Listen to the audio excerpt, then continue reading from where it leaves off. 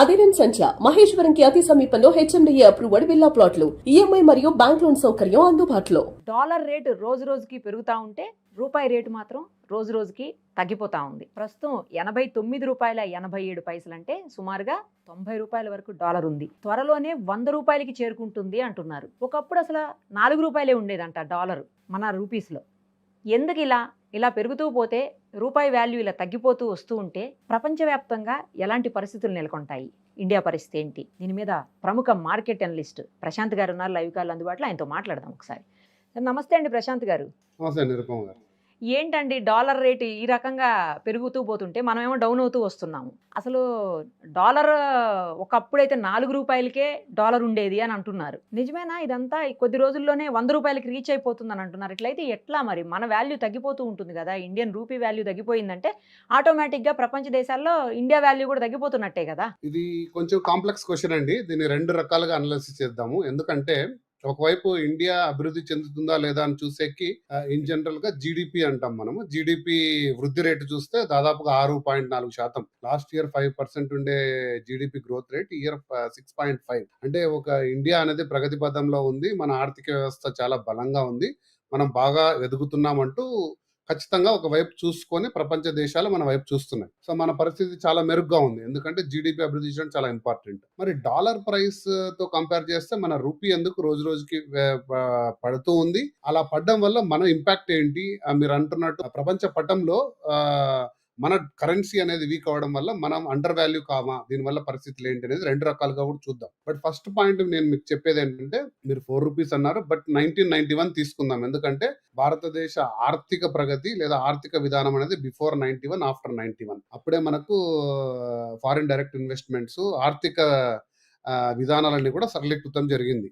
మన్మోహన్ సింగ్ గారి ప్రభుత్వం, పివి నరసింహారావు, మన్మోహన్ సింగ్ టైంలో 91 అప్పుడు ₹17 ఉండేదండి ఒక డాలర్. 91 లో వచ్చేసి ₹17 ఉండేది. 2000 అంటే ఒక 9 ఇయర్స్ లోనే అది దాదాపుగా ₹45 వరకు వెళ్ళింది. ఆ తర్వాత మనకు ఒక నెక్స్ట్ 10 ఇయర్స్ చూసుకుంటే 2 వరకు స్టేబుల్ గా ఉంది. 45 ఉండేది, 46 అలా ఉంది. మళ్ళీ 2010 నుంచి రెక్కలు వచ్చి అమాంతంగా ఒకసారిగా 80 వరకు వచ్చేసి ఇప్పుడు 90 అంటున్నాము. త్వరలో 100 కూడా చూస్తాం. బట్ వీటికి కారణాలు అనేకమండి. డాలర్ ఎందుకు బలపడుతుందంటే, మనం ఇంతకు ముందు చాలా సార్లు గోల్డ్ వీడియోస్ అనలైసిస్ చేసినప్పుడు నేను చెప్పానండి. ఆ నమ్మకము ఇన్వెస్టర్లకు ఉందనుకోండి, డాలర్ బలపడుతుంది. నమ్మకం అంటే ఏంటంటే, నేను పెట్టే రూపాయికి నాకు స్థిరంగా ఎక్కువ శాతం రిటర్న్ వచ్చింది అనుకోండి, ప్రపంచంలో ఉండే ఇన్వెస్టర్లందరూ డాలర్లోనే పెట్టుబడి పెడతారు. అంటే అమెరికాలో బ్యాంకుల్లో బాండ్ల రూపంలో, బిజినెస్ రూపంలో పెడతారు, స్టాక్ మార్కెట్లో పెడతారు. ఎందుకంటే డాలర్లు అనేది అందరికి కూడా చాలా అట్రాక్టివ్ కరెన్సీ. ఇక్కడ స్టాక్ మార్కెట్ మీరు చూశారు, సెన్సెక్స్ ఈరోజు ఎంత ఫాస్ట్ గా అభివృద్ధి చెందిందో, అలాగే మన వడ్డీ రేట్లు కూడా ఇక్కడ ఆకర్షణీయంగా ఉండడం వల్ల తీసుకొచ్చి పెట్టుబడులు పెట్టడం జరిగింది. కాకపోతే లాస్ట్ 4 months గా యుఎస్ అనేది ఫెడరల్ రేట్స్ తగ్గలేదు. సో డాలర్ పై నమ్మకం పెరిగింది. సో ఇండియాలో అమాంతంగా ఒక $16 బిలియన్ కరెన్సీని స్టాక్ మార్కెట్లోనో వివిధ రూపాల్లో ఉండే కరెన్సీని తీసుకెళ్లి మళ్ళీ అమెరికాలో ఇన్వెస్ట్ చేయడం జరిగింది. అంత మొత్తం డబ్బు డాలర్స్ డిమాండ్ పెరిగింది, రూపాయల విలువ తగ్గింది. సో వీటి మూలంగా ఖచ్చితంగా కూడా ఆ యొక్క దెబ్బ అనేది మన ఇండియన్ రూపీ మీద పడింది. అలాగే ఇక 3-4 ప్రధాన కారణాలు ఉన్నాయండి. అవి ఎప్పటికీ మారవు. మనము అనేది ఇంపోర్ట్ డ్రివెన్ ఎకానమీ. మనం అన్ని కూడా బయట నుంచే కొంటాం. ముఖ్యంగా మనకు కావాల్సిన ఆయిల్ ఏదైతే ఉందో, పెట్రోల్, డీజిల్, ఇవన్నీ కూడా మనం ప్రపంచ దేశాల నుంచి పర్చేజ్ చేస్తాం. 90% మన ఆయిల్ ఇంపోర్ట్స్ అన్ని కూడా బయట నుంచే వస్తాయి. వాటికి డాలర్లో పే చేయాలి. గోల్డ్ మొత్తం కూడా బయట నుంచే కొంటాం డాలర్లు పెట్టి. మన మిలిటరీ ఎక్విప్మెంట్ అన్ని, ఫ్లైట్లు, ఫైటర్ జెట్లు, మోస్ట్ ఆఫ్ దెమ్ ఇంపోర్ట్ చేసుకుంటాం. ఎలక్ట్రానిక్స్, ఆటోమొబైల్స్, వీటన్నిటికీ మనం డాలర్ ఖర్చు పెట్టాల్సిందే. మనం ఎక్స్పోర్ట్ చేసేటివి సాఫ్ట్వేర్ అయితేనేమి, ఫార్మసీ అయితేనేమి, ఇవి ఒక రేటు ఉంటాయి. సో వీటికి మధ్య వ్యత్యాసం పెరిగినప్పుడు, మన మీద డాలర్ల భారం పెరిగినప్పుడు ఖచ్చితంగా డాలర్కి రూపాయలు ఎక్కువగా ఇవ్వాల్సిన అవసరం మనకు ఉంటుందండి. ఇది సంవత్సరం జరిగేదే, కొత్తగా ఏమి లేదు. కాకపోతే ఒక అంశం అందరికి కూడా అర్థమయ్యే ఒక చిన్న అంశం ఏంటంటే, ఆర్బీఐ ఏం చేసేదంటే వీటిని కట్టడి చేయడానికి చర్యలు తీసుకునేదండి. ప్రతి ఏడు కూడా, ప్రతి నెల కూడా మన దగ్గర ఉండే డాలర్స్, అంటే వాళ్ళ నిల్వలో ఉండే డాలర్స్ ని మార్కెట్లోకి వదిలిపెట్టేది, అంటే సెల్ చేసేది. సో దట్ డాలర్ డిమాండ్ కొంచెం తగ్గి మన రూపాయి విలువను కట్టడి చేస్తూ వచ్చిందండి గత 10 సంవత్సరాలుగా. అందుకు ఆర్బీఐ తీసుకున్న చర్యలే ప్రధాన కారణం. కాకపోతే ఎంతకాలం ఇలా మనం చేసుకుంటూ వెళ్ళాలి, అని ఆర్బీఐ కూడా కొంచెం కూడా స్లో డౌన్ అయింది. డాలర్స్‌ని నిర్బంధంగా మార్కెట్‌లోకి వదిలేయడం స్టాప్ చేసింది.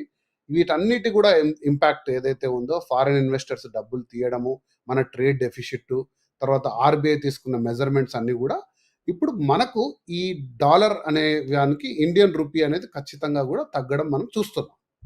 ఇది ప్రధాన కారణాలు. సో వీటికి ఇంపాక్ట్ ఏందని మీరు అడిగారు, రైట్? ఇంపాక్ట్ 2 రకాలుగా చూడాలండి.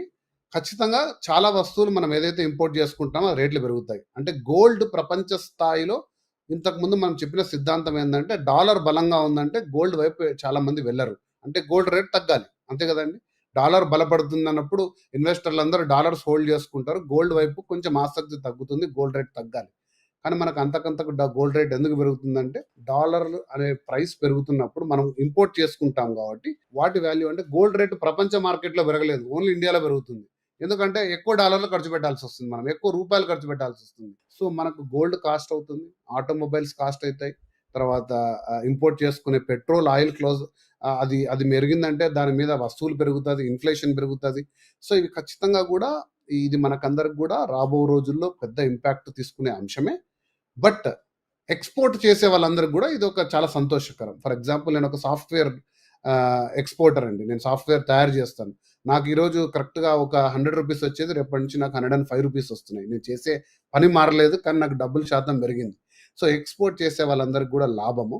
సో ఈ రకంగా చూసుకుంటే దీన్ని 2 అంశాలుగా చూసుకుంటే మనం ఖచ్చితంగా కూడా ఇది ఇంపాక్టే. మనం ఎందుకంటే ఇంపోర్ట్ తీసుకుంటున్నాం కాబట్టి. దీనికి తగిన చర్యలు తీసుకోవాల్సిన అవసరం లేదంటారా ప్రభుత్వాలు? ముఖ్యంగా ఎస్పెషల్లీ డెఫినిట్‌గా అంటే మన అదే డెఫినిట్‌గా ఇప్పుడు 2 రకాలుగా మనం చూడాలి. ఇప్పుడు చైనా ఉంది చూసారు మీరు. చైనాన్ కరెన్సీ కూడా అండర్ వాల్యూ చేసుకుంటారు ఖచ్చితంగా. మనకంటే వాళ్ళు ఉద్దేశపూర్వకంగా చేసుకుంటారు. ఎందుకంటే వాళ్ళు ఎక్స్‌పోర్ట్ డ్రివెన్ ఎకానమీ. వాళ్ళ ప్రొడక్ట్ మార్కెట్‌లోకెళ్తే మార్కెట్‌లో అమ్ముడుపోవాలంటే వాళ్ళ కరెన్సీ అండర్ వాల్యూ ఉంటే ఈజీగా అమ్ముడుపోతది. సో అలాంటి ఉన్నప్పుడు ఖచ్చితంగా వాళ్ళకు వస్తుంది. అలాగే మనము ఇంపోర్ట్ డ్రివెన్ ఎకానమీ కాబట్టి మనం ఖచ్చితంగా దిద్దుబాటు చర్యలు తీసుకోవాలి. నాకు తెలిసి ఆర్‌బీఐ మళ్ళీ రంగంలో దిగి ఖచ్చితంగా కొన్ని డాలర్‌లని రిలీజ్ చేసి కరెన్సీని కట్టడి చేస్తుందని నేను అనుకుంటున్నాను.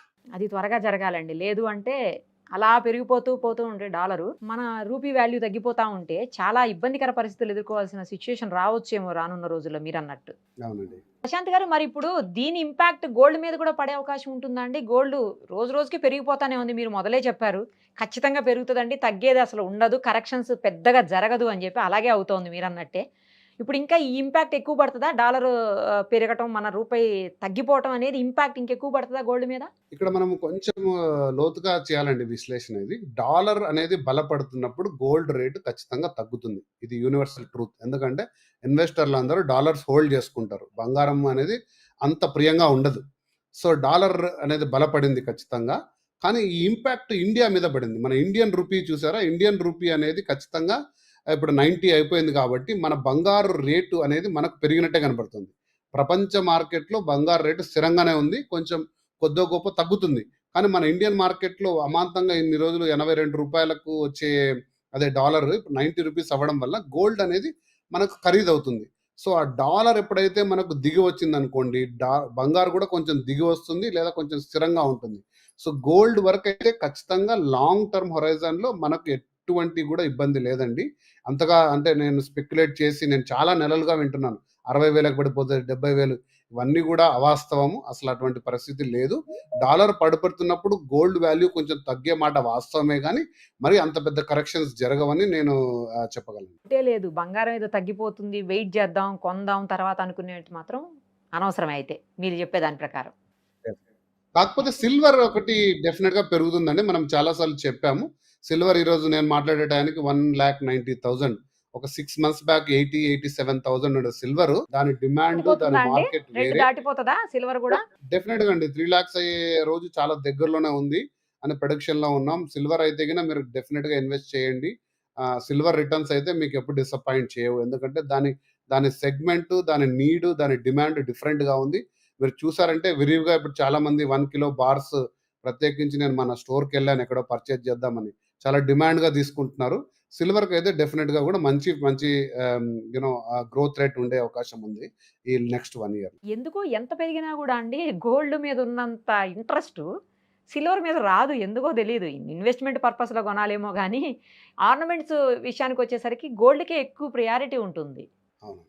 అంటే మన ఒక 60-70 సంవత్సరాలుగా లేదా వందల సంవత్సరాలుగా ఆభరణాలు పై ఉన్న మోజు బంగారాన్ని మన సాంప్రదాయంలో మనం మిళితం చేసుకున్నాం. దాన్ని ఒక ఇన్వెస్ట్మెంట్ సాధనం కాకుండా ఒక మన కుటుంబాల్లో కూడా పెళ్లిళ్ళలో శుభకార్యాల్లో ఒక ప్రధానమైన సాంప్రదాయంగా దాన్ని మనం పెట్టుకున్నాం. పెళ్ళయిందంటే ఎన్ని గ్రామ్స్ గోల్డ్ తీసుకున్నారు, ఎంత గోల్డ్ పర్చేజ్ చేశారు, ఫంక్షన్ జరిగిందంటే గోల్డ్, వీటి మూలాన బంగారం అనే వాల్యూ అనేది అలా ఇండియాలో మాత్రం అలా రిటైన్ అవుతూ వస్తుంది. రైట్ అండి, థ్యాంక్ యూ సో మచ్. మరిన్ని అప్డేట్స్ కోసం నిరుపమ సుమన్ టీవీ ఇన్స్టా పేజ్ని ఫాలో చేయండి. సుమన్ టీవీలో మీ పర్సనల్ అండ్ బిజినెస్ ప్రమోషన్స్ కోసం కింది నెంబర్కి కాంటాక్ట్ చేయండి.